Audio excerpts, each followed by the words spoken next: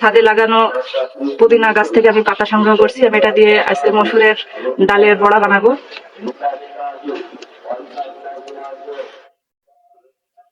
আমি পুদিনা পাতা ছিঁড়ে নিলাম, এর সাথে আরো যোগ করবো আমি পুঁই শাকের পাতা। পুঁই শাকের পাতাগুলো কালকে বাজার থেকে কিনে নিয়ে এসে রেখে দেওয়া হয়েছিল, এই জন্য পাতাগুলো একটু কেমন জানি হয়ে গেছে।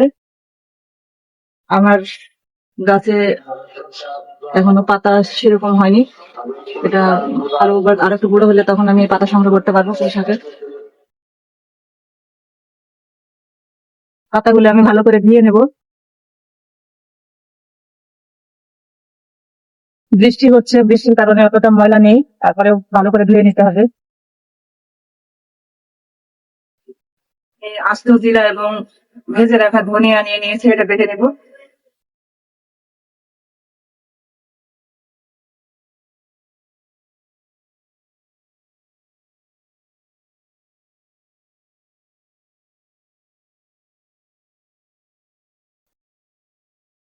এবার আমি রসুন বেটে নেব।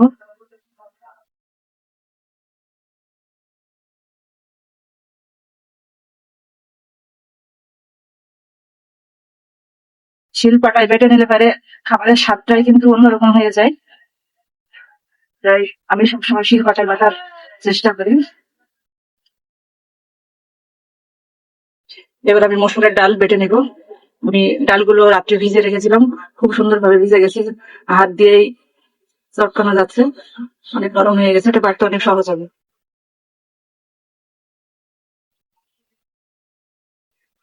আমার ডালগুলো বেটে নেওয়া হয়ে গেছে, এটা খুব একদম মিহি করে বাটার দরকার নেই, এর মধ্যে আস্ত করে রাখলে ভালো হয়, ডালটা খুব মচমচা হয়, আর খুব মিহি করে বেটে ফেললে এটা নরম হয়ে থাকে, তাই একটু গোটা গোটা করে রাখার চেষ্টা করবেন।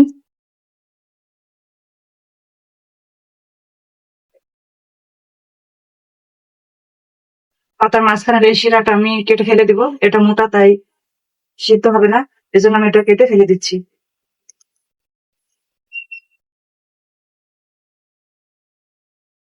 এটাকে কুচি করে কেটে নিব, এরকম কুচি কুচি করে আপনারা কেটে নেবেন, ডালের সঙ্গে যেন ভালো করে মিশে যায়, জন্য একেবারে ছোট ছোট করে কেটে নিতে হবে।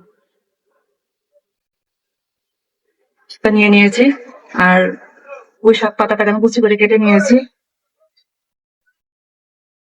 আর পুদিনা পাতাটা আমি বেটে নিয়েছি, বাটাটা এর সঙ্গে দিয়ে দেবো। পুদিনা পাতাটা বেটে নিলে এর সঙ্গে ভালো মিশে যাবে। কাঁচা মরিচ বাটা আমি নিয়ে নিয়েছি, রসুন বাটা দিয়ে দেবো, ধনিয়া এবং জিরা একসঙ্গে বেটে নিয়েছি,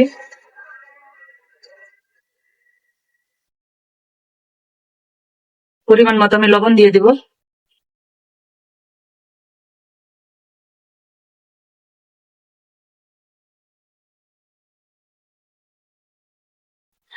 এবং হলুদের গুঁড়া দিয়ে দেবো।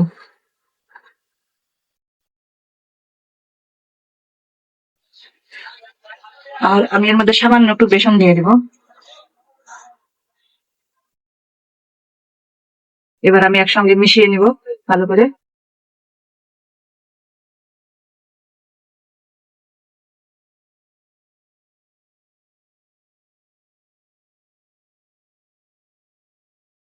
আমি এর মধ্যে বেসনটা দিয়ে দিলাম, কারণ ডালটা অনেক নরম, পাতলা হয়েছে, এজন্য শক্ত করার জন্য আমি বেসনটা দিয়ে দিলাম। এর মধ্যে আরো একটু বেসন দিতে হবে।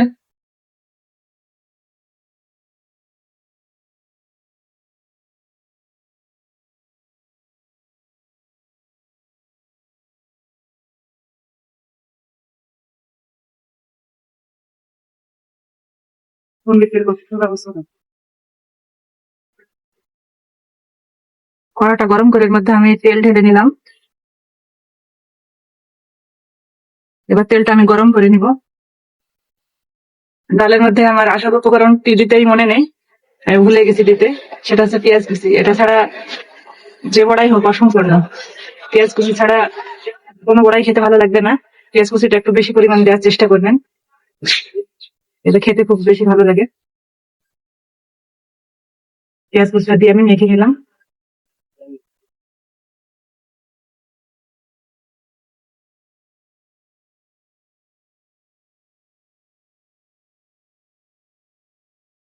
তেলটা গরম হয়ে গেছে, আমি এর মধ্যে বড়ার শেপটা ঠিক এভাবে গোল গোল করে নিব।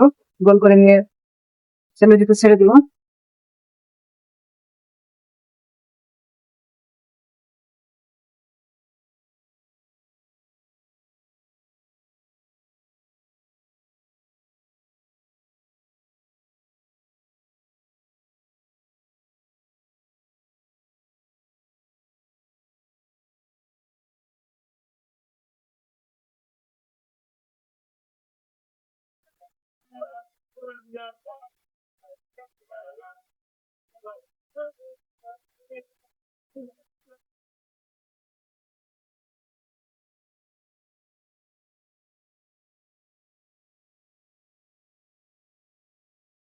তো দুই পাশে আমি লাল করে ভেজে নেব। এখন বড়াগুলো আমি উল্টাই দিব। এক পাশ ভাজা হয়ে গেছে, আর এক পাশ লাল করে ভাজতে হবে।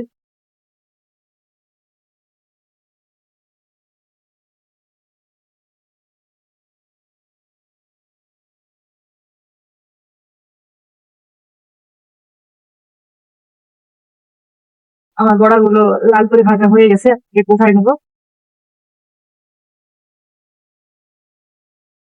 বাটিতে পরে আমি টিস্যু নিয়ে নিয়েছি যাতে এক্সট্রা তেলটা টেনে নেয়। টিস্যু দিলে এক্সট্রা তেলটা আর বড়ার সঙ্গে লেগে থাকবে না, এটা টিস্যুতে টেনে নেবে। অতিরিক্ত তেল আমাদের শরীরের জন্য ভালো না।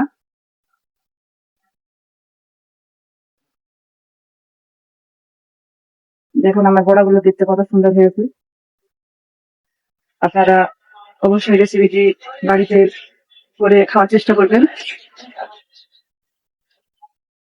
দাম আমার বড়াগুলো সব ভাজা হয়ে গেছে, দেখুন কত সুন্দর লাগছে। ব্রাউনি দেখে লোভ আসছে খাওয়ার জন্য। আমার রেসিপিটি যদি আপনাদের কাছে ভালো লেগে থাকে তাহলে আমার চ্যানেলটাকে অবশ্যই সাবস্ক্রাইব করবেন।